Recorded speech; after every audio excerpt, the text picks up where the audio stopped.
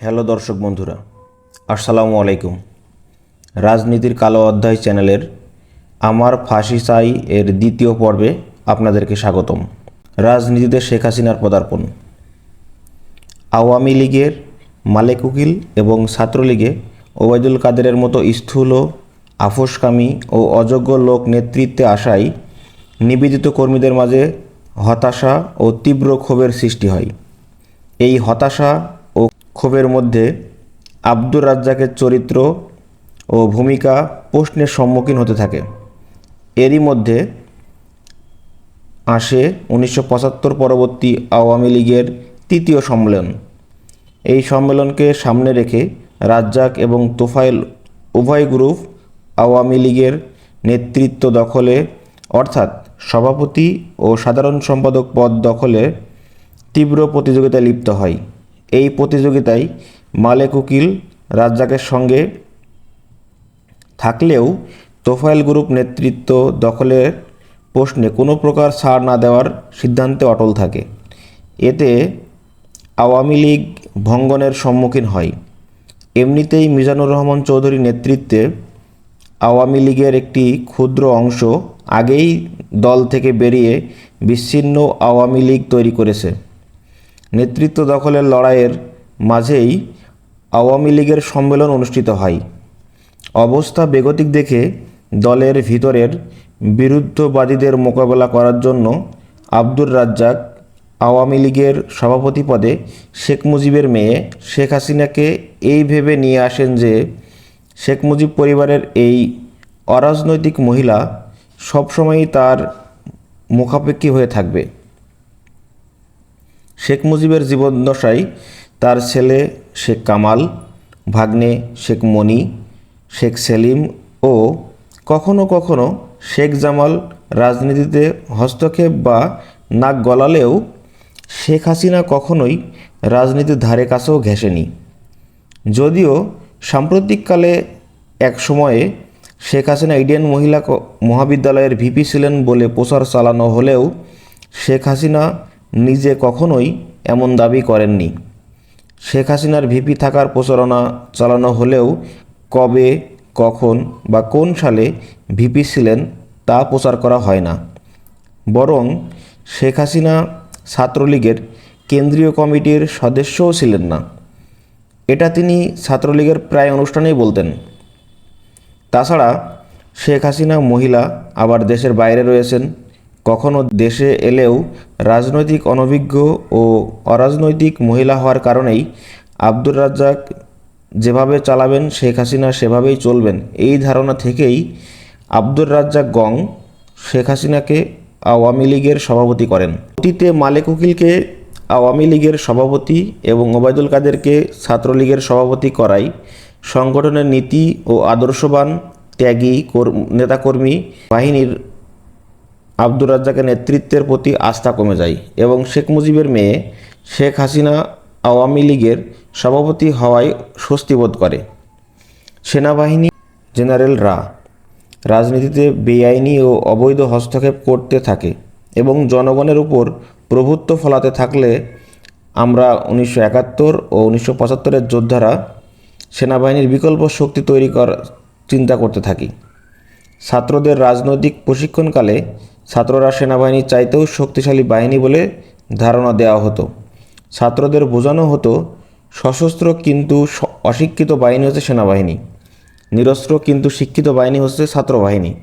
সেনাবাহিনী বাস করে ক্যান্টনমেন্টের ব্যারাকে এবং ছাত্ররা বাস করে শিক্ষা প্রতিষ্ঠানের ছাত্রাবাসে। সেনাবাহিনী জনগণের বিরুদ্ধাচরণ করে এবং জনতার স্বার্থের পরিপন্থী কাজ করে। ছাত্ররা জনগণের পক্ষাবলম্বন করে এবং জনতার জন্য জীবন দান করে।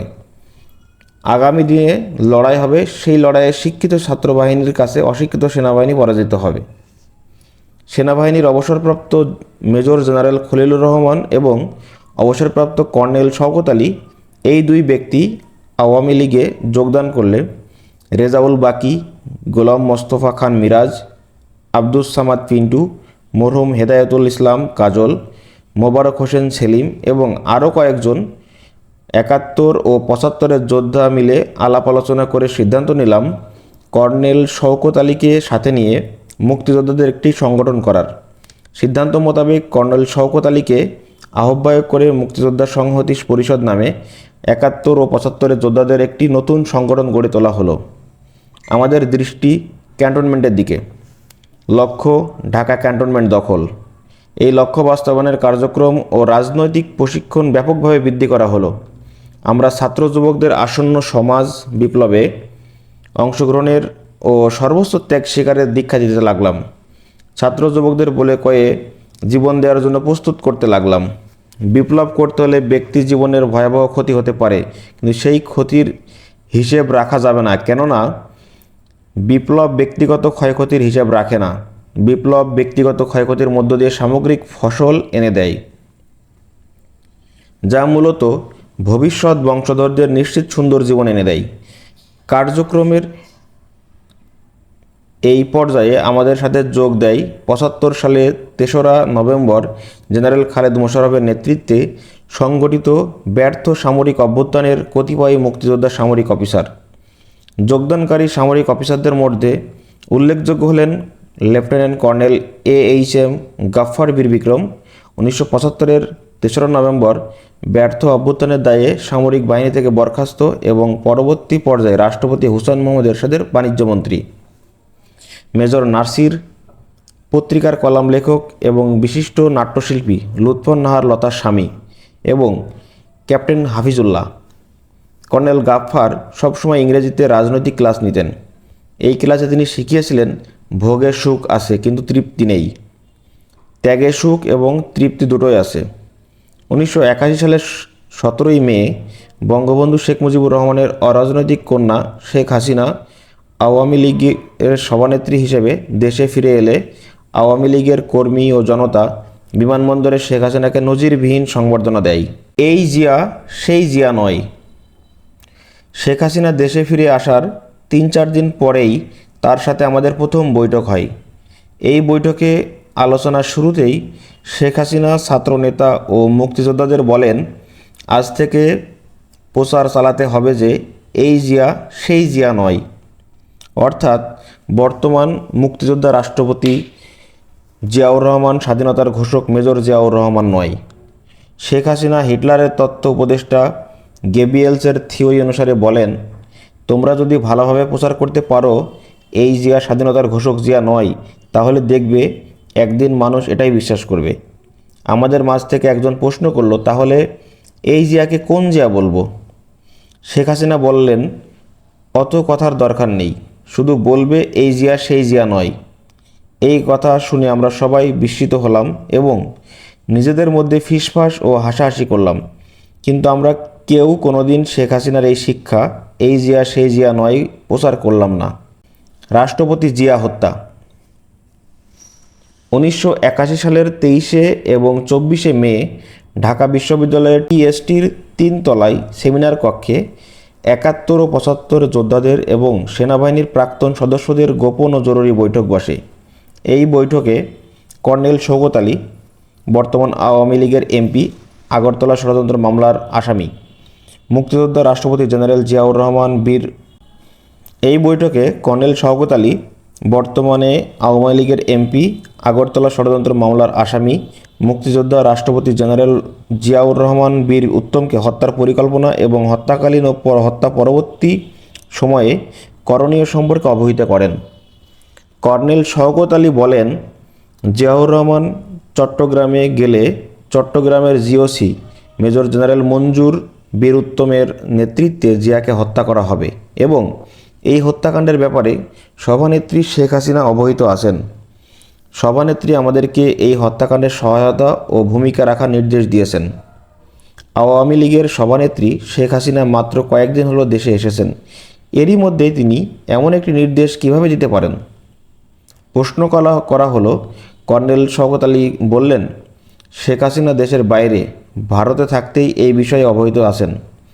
কর্নেল শওকত আলী জিয়া হত্যাকাণ্ডে ও হত্যা পরবর্তী সময়ে আমাদের করণীয় সম্পর্কে বলেন যে, হত্যাকাণ্ডের সময় আমাদের চট্টগ্রাম ও ঢাকায় থাকতে হবে। আমাদের যারা চট্টগ্রামে থাকবে তাদের দায়িত্ব হবে জেনারেল মঞ্জুরের কাছ থেকে অস্ত্র নিয়ে ঢাকায় চলে আসা এবং ঢাকায় যারা থাকবে তাদের দায়িত্ব হবে চট্টগ্রাম থেকে আসা অস্ত্র নিয়ে ঢাকায় রেডিও সহ টেলিভিশন সহ অন্যান্য গুরুত্বপূর্ণ স্থানে নিয়ন্ত্রণ প্রতিষ্ঠা করা। আমাদের মধ্যে একজন কবে নাগাদ এই হত্যাকাণ্ড হতে পারে প্রশ্ন করায় কর্নেল শওকত বললেন, এখন থেকে যে কোনো সময় হতে পারে। যখনই জিয়াউর রহমান চট্টগ্রামে যাবেন তখনই তাকে হত্যা করা হবে। কর্নেল শওকত আরও বলেন, জিয়া হত্যা সংগঠন পর্যন্ত সেনাবাহিনী প্রধান জেনারেল এইচ.এম. এরশাদ সহ অন্যান্য জেনারেলগণ এবং রাষ্ট্রপতি জিয়াউর রহমানের গার্ড রেজিমেন্টের কর্নেল মাহফুজুর রহমান, অভ্যুত্থানের নেতা জেনারেল মঞ্জুরের সাথে থাকবেন। কিন্তু যেই মুহূর্তে জিয়া হত্যা সংগঠিত হয়ে যাবে সেই মুহূর্ত থেকে এরা বিভক্ত হয়ে পড়বে এবং দ্বন্দ্ব শুরু হবে। সেনাবাহিনী প্রধান জেনারেল এরশাদের নেতৃত্বে থাকবে পাকিস্তান প্রত্যাগত অফিসার ও জওয়ানসহ ঢাকার জেনারেলগণ। অন্যদিকে জেনারেল মঞ্জুর নেতৃত্বে থাকবে চট্টগ্রামের মুক্তিযোদ্ধা, সামরিক অফিসার ও জওয়ানরা। জিয়া হত্যার পর জেনারেল এরশাদের আনুগত্যশীল সেনাবাহিনী এবং জেনারেল মঞ্জুরের আনুগত্যশীল সেনাবাহিনীর লড়াই হবে, যুদ্ধ হবে। এই যুদ্ধে উভয় গ্রুপেরই ক্ষতি হবে এবং একটি গ্রুপকে পরাজিত ও ধ্বংস করে অপর গ্রুপটি বিজয়ী হলেও খুবই দুর্বল থাকবে। ঠিক সেই মুহূর্তে আমরা বিজয়ী দুর্বল গ্রুপকে আক্রমণ করে পরাজিত করব। এই হচ্ছে আমাদের হত্যা ও হত্যা পরবর্তী করণীয়। এই জরুরি বৈঠকে ৩রা নভেম্বর ১৯৭৫ সামরিক অভ্যুত্থানকারী colonel Gaffar, major Nasir, captain Hafiz এবং আরও কয়েকজন সদস্যসহ প্রায় ৭০-৭৫ জন যোদ্ধা উপস্থিত ছিল। একটি গ্রুপকে চট্টগ্রাম গিয়ে জেনারেল মঞ্জুরের কাছ থেকে অস্ত্র নিয়ে আসার দায়িত্ব দেওয়া হয়। ৩০-৩৫ সদস্যের দ্বিতীয় গ্রুপকে সারা দেশ সফর করে জিয়া বিরোধী মুক্তিযোদ্ধাদের কাছে এই সংবাদ পৌঁছানো ও যে কোনো মুহূর্তে যে কোনো ধরনের অ্যাকশনে যাওয়ার জন্য প্রস্তুত করতে দায়িত্ব দেওয়া হয়। বাকি সবাইকে তৃতীয় গ্রুপ হিসেবে ২৪ ঘন্টা প্রস্তুত করে ঢাকায় রাখা হয়। মুক্তিযোদ্ধা রাষ্ট্রপতি জিয়াউর রহমান চট্টগ্রামে পৌঁছলে জেনারেল মঞ্জুরের নেতৃত্বে চট্টগ্রাম ক্যান্টনমেন্টের কিছু সংখ্যক সেনা অফিসার অভ্যুত্থান করে। ৩০শে মে প্রত্যুষে চট্টগ্রাম সার্কিট হাউসে অতি সহজে বলা যায় বিনা বাধায় মুক্তিযোদ্ধা রাষ্ট্রপতি জিয়াউর রহমানকে হত্যা করতে পারলেও সেনাবাহিনী, সাধারণ জওয়ান ও জনগণ এই হত্যাকাণ্ড প্রত্যাখ্যান করে। জেনারেল মঞ্জুর, বীর উত্তম এর আনুগত্যশীল অফিসারগণ চট্টগ্রাম বেতার ও টেলিভিশন দখলে ও নিয়ন্ত্রণ রাখে। এদিকে ঢাকায় সেনাবাহিনী প্রধান জেনারেল এইচ.এম. এরশাদ, জেনারেল মীর শওকত, বীর উত্তম, জেনারেল রহমান সহ সকল অফিসার ও জওয়ানেরা জেনারেল মঞ্জুরের বিরুদ্ধে অবস্থান নেয়। জেনারেল মঞ্জুরকে মোকাবেলার জন্য কুমিল্লার ময়নামতি ক্যান্টনমেন্টের জিওসি ব্রিগেডিয়ার মাহমুদুল হাসানকে এক ব্রিগেড সৈন্যসহ চট্টগ্রামের দিকে পাঠানো হয়। ব্রিগেডিয়ার মাহমুদুল হাসান চট্টগ্রাম সড়কের শুভপুর ব্রিজের ঢাকা পারে অবস্থান নেয় এবং শুভপুর ব্রিজের চট্টগ্রাম পারে ব্রিগেডিয়ার মাহমুদুল হাসানকে মোকাবেলা করার জন্য জেনারেল মঞ্জুরের প্রতি আনুগত্যশীল ক্যাপ্টেন দোস্ত মোহাম্মদ তার সৈন্যসহ অবস্থান নেয়। অন্যদিকে ঢাকায় মুক্তিযোদ্ধা রাষ্ট্রপতি জিয়াউর রহমান হত্যার প্রতিবাদে এবং জেনারেল মঞ্জুরের বিরুদ্ধে জনগণ ব্যাপক বিক্ষোভ, মিছিল, মিটিং, সমাবেশ করলেও উপরাষ্ট্রপতি বিচারপতি আব্দুস সাত্তার জিয়া হত্যায় সংবাদ শোনামাত্র প্রাণ ভয়ে ঢাকা সম্মিলিত সামরিক হসপিটালের রোগী সিরিয়াস, কারোর সাথে দেখা হবে না বোর্ড লাগিয়ে ভর্তি হন। পরে জিয়াউর রহমান, আমাদের প্রধানমন্ত্রী শাহ আজিজুর রহমান এবং যোগাযোগ মন্ত্রী আব্দুল আলিম সিএমএইচে গিয়ে উপরাষ্ট্রপতি সাত্তারকে বলেন, সেনাবাহিনী প্রধান এরশাদ বলেছেন আপনি এখন রাষ্ট্রপতি। প্রতি উত্তরে উপরাষ্ট্রপতি সাত্তার বলেন, আগে সেনাবাহিনী প্রধান এরশাদকে আনেন। তারপর সেনাবাহিনী প্রধান জেনারেল এরশাদের পৃষ্ঠপোষকতায় উপরাষ্ট্রপতি সাত্তার অস্থায়ী রাষ্ট্রপতি হন। দৃশ্যত সেনাবাহিনী দুই ভাগে বিভক্ত হয়ে শুভপুর ব্রিজে পরস্পরের মুখোমুখি অবস্থান নিলেও এবং ভাইয়ে ভাইয়ে রক্তপাতের ও জীবননাশের অবস্থা সৃষ্টি হলেও কার্যত জেনারেল মঞ্জুর চট্টগ্রাম ক্যান্টনমেন্টের প্রকৃত নিয়ন্ত্রণ হারিয়ে ফেলেন। ফলে আমাদেরকে অস্ত্র সরবরাহ দেওয়ার কোনো প্রশ্নই ওঠে না। সেনাবাহিনী, সাধারণ সৈনিক, জওয়ানরা মুক্তিযোদ্ধা রাষ্ট্রপতি জিয়াউর রহমান হত্যা সমর্থন করে না এবং জিওসি জেনারেল মঞ্জুরের প্রতি আনুগত্য পরোক্ষভাবে অস্বীকার করে। জেনারেল মঞ্জুরের পক্ষে শুভপুর ব্রিজে আসা ক্যাপ্টেন দোস্ত মোহাম্মদের সৈন্যরা ব্রিজের অপর পারে ব্রিগেডিয়ার মাহমুদুল হাসানের সৈন্যদের বিরুদ্ধে যুদ্ধ করতে অস্বীকার করে। নন কমিশন অফিসার এবং সিপাহীরা ক্যাপ্টেন দোস্ত মোহাম্মদকে সরাসরি পরিষ্কার বলে দেয়, জেনারেল মঞ্জুর প্রেসিডেন্ট জিয়াকে হত্যা করেছে। এখন জেনারেল মঞ্জুর নিজে প্রেসিডেন্ট হবে। আমরা সুবেদার, হাবিলদার, সিপাহীরা যা আছি তাই থাকব। আমরা নিজেরা নিজেদের জীবন নিব না। আপনারা অফিসারেরা যুদ্ধ করেন, আমরা যুদ্ধ করব না। তখন ক্যাপ্টেন দোস্ত মোহাম্মদ অবস্থা বেগতিক দেখে ব্রিগেডিয়ার মাহমুদুল হাসানের কাছে আত্মসমর্পণের সিদ্ধান্ত নেয় এবং আত্মসমর্পণ করে। জেনারেল মঞ্জুর বীর উত্তম চট্টগ্রাম বেতার ও টেলিভিশনে ভাষণ দিতে এবং সাংবাদিক, গণ্যমান্য ব্যক্তি ও মুক্তিযোদ্ধাদের সাথে আলোচনা করতে ক্যান্টনমেন্টের বাইরে এলে চট্টগ্রাম ক্যান্টনমেন্টের তার সম্পূর্ণ হাতছাড়া হয়ে যায়। সেনাবাহিনীর বিশেষত নন কমিশন এবং জওয়ানরা মুক্তিযোদ্ধা রাষ্ট্রপতি জিয়াউর রহমানের প্রতি এতই আনুগত্যশীল ছিল যে সুযোগ পাওয়া মাত্র মুহূর্তের মধ্যেই তারা জেনারেল মঞ্জুর বীর উত্তমের বিরুদ্ধে বিদ্রোহ করে। ফলে জেনারেল মঞ্জুর ও তার প্রতি আনুগত্যশীল অফিসারেরা আর ক্যান্টনমেন্টে ফিরে যেতে তো পারেননি, বরং পালিয়ে যেতেও পারেননি। পালিয়ে যাওয়ার সময় দৃশ্যত অস্থায়ী রাষ্ট্রপতি আব্দুস সাত্তার সরকারের প্রতি আনুগত্যশীল কিন্তু প্রকৃত অর্থে মুক্তিযোদ্ধা জিয়াউর রহমানের প্রতি আনুগত্যশীল সৈন্যদের আক্রমণে মঞ্জুর সমর্থিত কয়েকজন অফিসার হতাহত হলেও মেজর খালেদ ও মেজর মুজাফফর পালিয়ে ভারত সীমান্ত দিকে না গিয়ে ঢাকা আসতে সমর্থ হয় এবং কর্নেল শওকত আলীর শেল্টারে থাকে। অন্যদিকে জেনারেল মঞ্জুর, বীর উত্তম সহ আরও কয়েকজন অনুগামী অফিসার জিয়া সৈনিকদের হাতে গ্রেপ্তার হলে জিয়াউর রহমান হত্যায় নিরাপদ দূরত্ব থেকে জড়িত তৎকালীন সেনাবাহিনী প্রধান জেনারেল এইচ.এম. এরশাদ গ্রেপ্তারকৃত জেনারেল মঞ্জুরকে সঙ্গে সঙ্গে হত্যা করান। জেনারেল এরশাদ জিয়া হত্যায় তার সংশ্লিষ্টতা যাতে প্রকাশ না হয়ে পড়ে সেই জন্য জেনারেল মঞ্জুর বীর উত্তমকে গ্রেপ্তার হওয়ার সঙ্গে সঙ্গে হত্যা করান।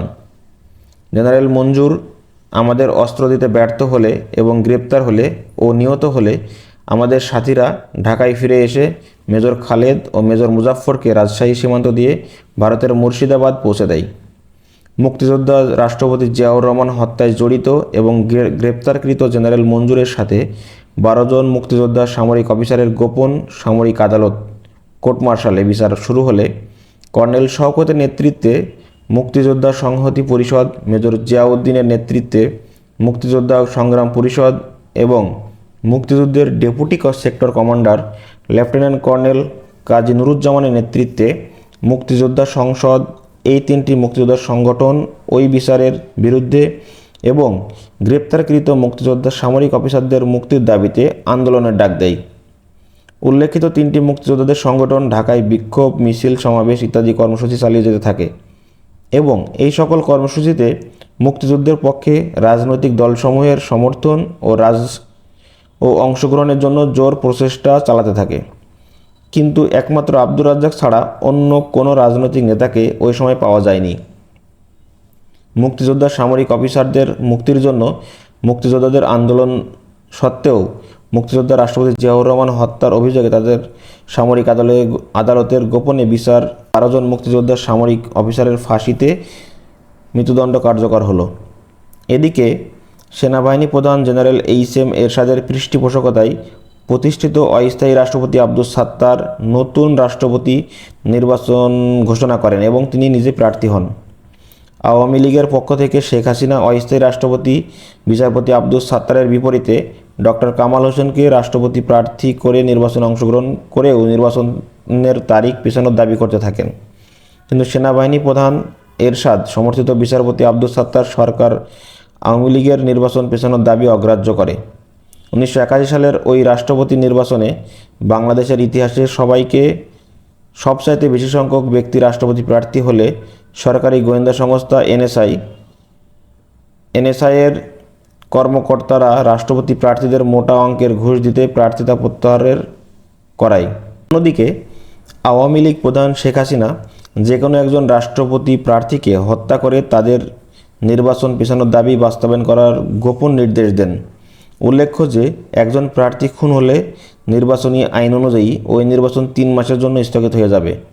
প্রার্থী হত্যায় শেখ হাসিনার গোপন নির্দেশ বাস্তবায়িত না হওয়ায় এবং সাত্তার সরকার আওয়ামী লীগের নির্বাচন পিছানোর দাবি মেনে না নেওয়ায় নির্দিষ্ট সময়ে রাষ্ট্রপতি নির্বাচন হয় এবং সে নির্বাচনে সেনাবাহিনী সমর্থিত বিএনপি প্রার্থী বৃদ্ধ বিচারপতি আব্দুস সাত্তার বিপুল ভোটের ব্যবধানে আওয়ামী লীগ প্রার্থী ডক্টর কামাল হোসেনকে পরাজিত করে রাষ্ট্রপতি নির্বাচিত হন। বিচারপতি সাত্তার রাষ্ট্রপতি হলেও মূলত ক্ষমতা থেকে যায় সেনাবাহিনীর প্রধান জেনারেল হুসাইন মোহাম্মদ এরশাদের হাতে। জেনারেল এরশাদ যখন যেভাবে খুশি সেভাবেই রাষ্ট্রপতি সাত্তারকে পরিচালনা করতে থাকেন। প্রকৃত অর্থে জনগণের ভোটে নির্বাচিত রাষ্ট্রপতি বিচারপতি আব্দুস সাত্তার হয়ে যান সেনাবাহিনীর প্রধান জেনারেল এরশাদের নাচের পুতুল।